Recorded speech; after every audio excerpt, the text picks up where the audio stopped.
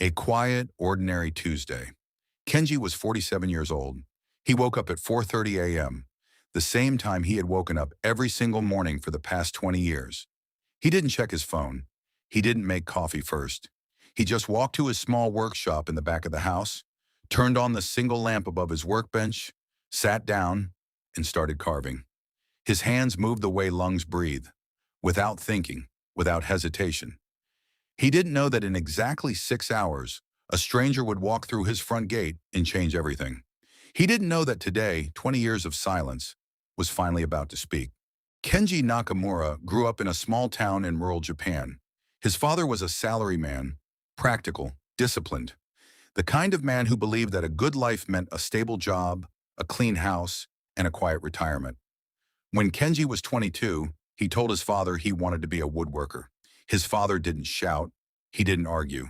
He just looked at Kenji for a long moment and said, "Then don't expect me to watch you fail." And he left the room. That was the last real conversation they had for 11 years. Kenji moved into a tiny rented space on the edge of town. One room, a second-hand workbench, tools he bought piece by piece with part-time wages. He had almost nothing. But every morning, before the rest of the world woke up, he carved. Year 3, Kenji married a woman named Hana. She was warm and patient and believed in him in that quiet, steady way that some people carry love. She took a teaching job to pay the bills. She never complained, but Kenji saw it in her eyes sometimes. Late at night when she thought he wasn't looking. A kind of tired that had nothing to do with sleep. Year 6, their son Ren was born. Kenji held him in the hospital and cried in a way he hadn't cried since he was a child. He whispered to him, "I'm going to show you that it's okay to believe in something the world doesn't understand yet." But Ren grew up with a father who was always in the workshop, a father who came to dinner late, hands smelling of wood shavings and lacquer, a father who missed a school play because he was finishing a commission that fell through anyway. Year 11. Hana sat down across from him at the kitchen table one evening. She didn't cry. She was too tired for that. She just said, "Kenji, I need to know, is this ever going to become something?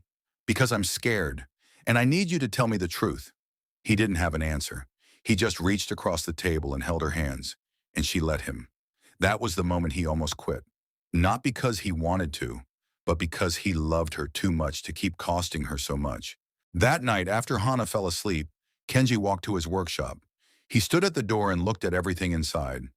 20 years of work lined the shelves, chairs, cabinets, small decorative boxes with inlaid patterns so intricate you needed to be 3 inches away to appreciate them. Nobody had bought most of it. He sat down on the floor with his back against the wall, and for the first time in 20 years, he let himself feel the full weight of it. The rejection letters, the empty shop, his father's silence, the look in Hana's eyes, the son who barely knew him. He sat there for a long time, and then he picked up a small piece of unfinished wood that was sitting beside him on the floor. He didn't know why. He wasn't thinking.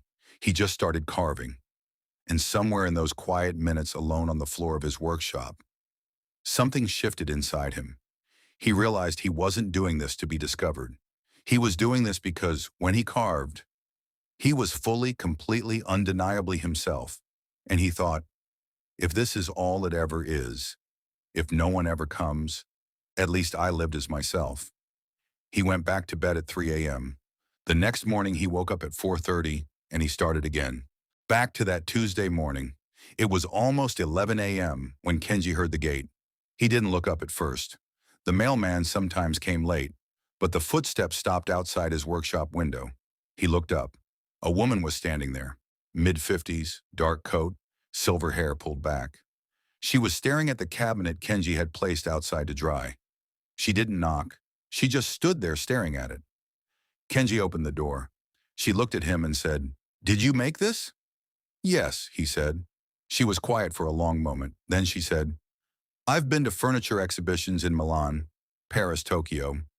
I have spent 30 years looking at wood, and I have never, in my life, seen joinery like this." She introduced herself. Her name was Dr. Yumi Ohara. She was the director of a design museum in Tokyo. She had taken a wrong turn driving through the countryside. A wrong turn. 3 months later, Kenji's work was in a gallery in Tokyo. Then London called. Then a design journal in New York ran a full feature. The woodworker the world forgot. Overnight, there was a 2-year waiting list. Hana sat at the kitchen table the morning the article came out. She was reading it on her phone. She didn't say anything for a long time. Then she looked up at Kenji with tears running quietly down her face and said, "I never stopped believing in you.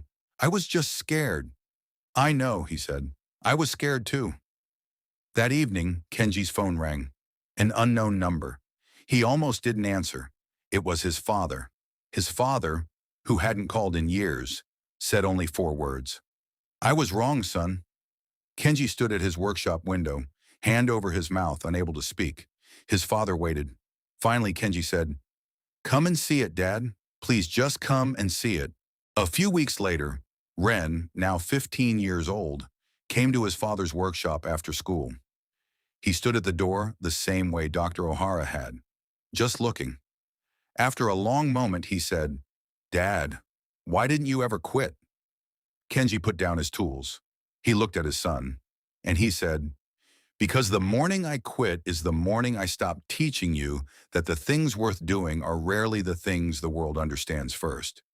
You're going to want to give up on something important someday, Ren, something that matters to you that no one else can see yet. And when that day comes, I want you to remember your father, in that workshop, every morning, before the sun came up, still carving." Ren didn't say anything.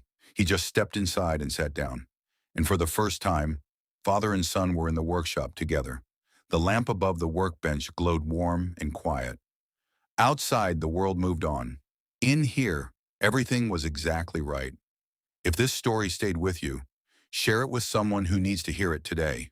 And if you're in your own year 7, or year 11, or year 17, still carving, still going, still believing in something the world hasn't noticed yet, this video was made for you. Subscribe.